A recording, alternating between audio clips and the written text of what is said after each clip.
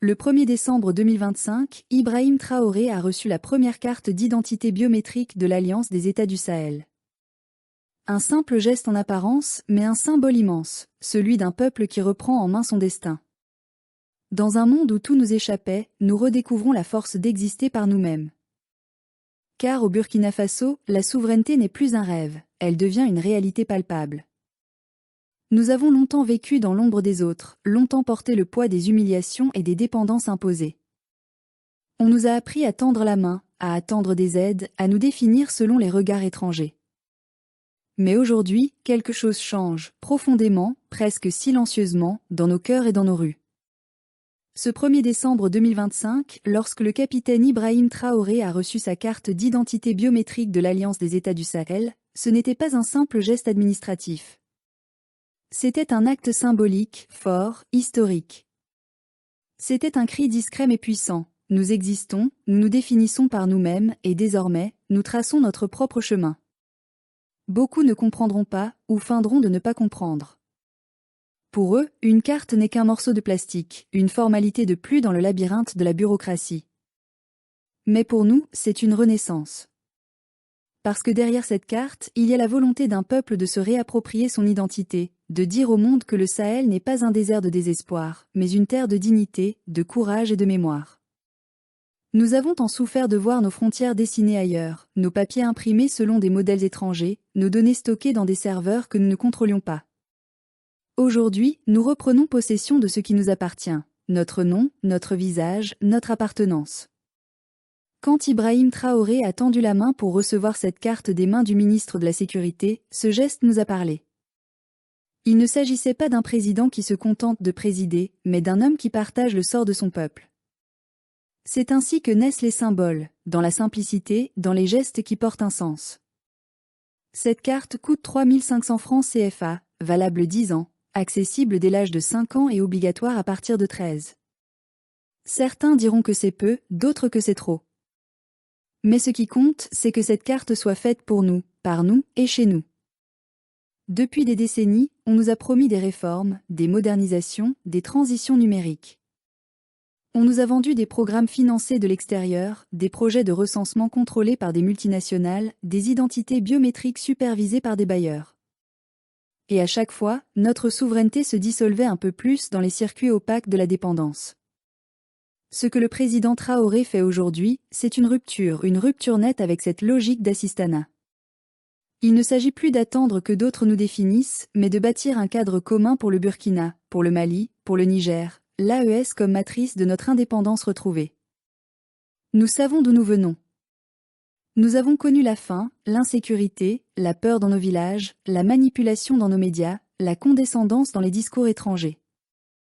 Nous avons vu nos frères mourir pour des causes qui n'étaient pas toujours les nôtres. Mais nous savons aussi ce que nous valons.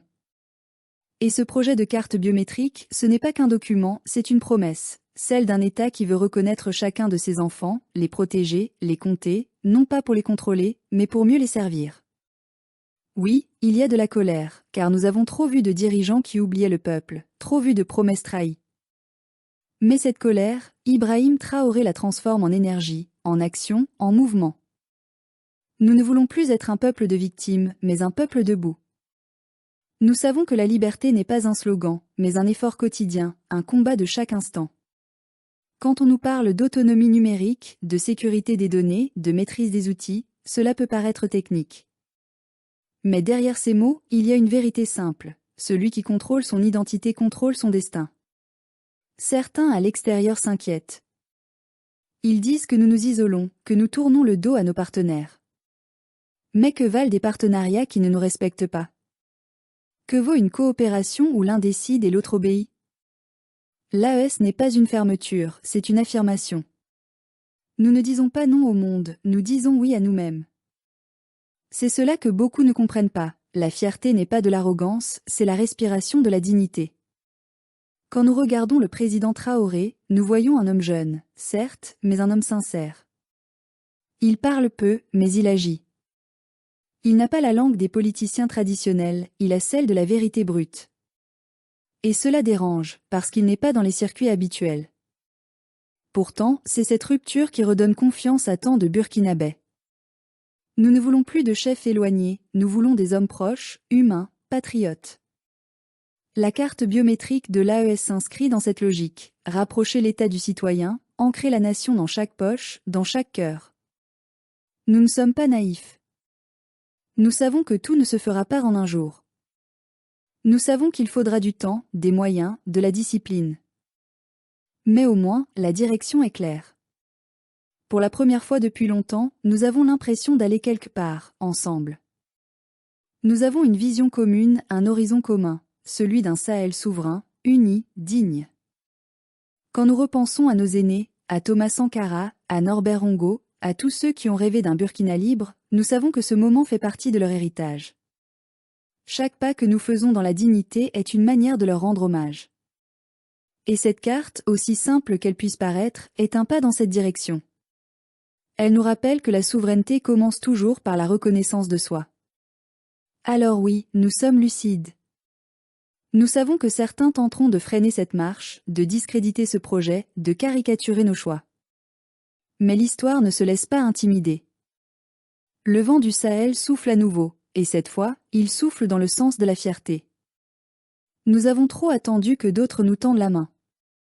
Il est temps de marcher seul, même si le chemin est rude. Chaque fois qu'un enfant de 5 ans recevra sa carte biométrique, il portera sur lui une part de cette souveraineté retrouvée. Chaque fois qu'un adolescent de 13 ans s'enregistrera, il inscrira son nom dans une histoire nouvelle, celle d'un peuple qui refuse de disparaître. Et chaque fois qu'un adulte la présentera, il dira silencieusement « Je suis burkinabé, je suis sahélien, je suis libre ». Voilà pourquoi ce moment nous touche autant. Ce n'est pas une formalité, c'est une déclaration. Nous ne voulons plus être ce qu'on identifie à travers les systèmes d'autrui. Nous voulons être ceux qui s'identifient eux-mêmes, fièrement, sur leur propre sol. Ibrahim Traoré ne fait pas que gouverner, il redonne à un peuple le goût d'exister. Et si parfois la route semble longue, souvenons-nous, la dignité ne se mendie pas, elle se conquiert. Nous ne sommes pas des spectateurs de notre destin, nous en sommes les auteurs. Le Burkina Faso se lève, le Sahel s'éveille, et malgré les vents contraires, nous marchons, ensemble, vers la lumière de notre propre avenir.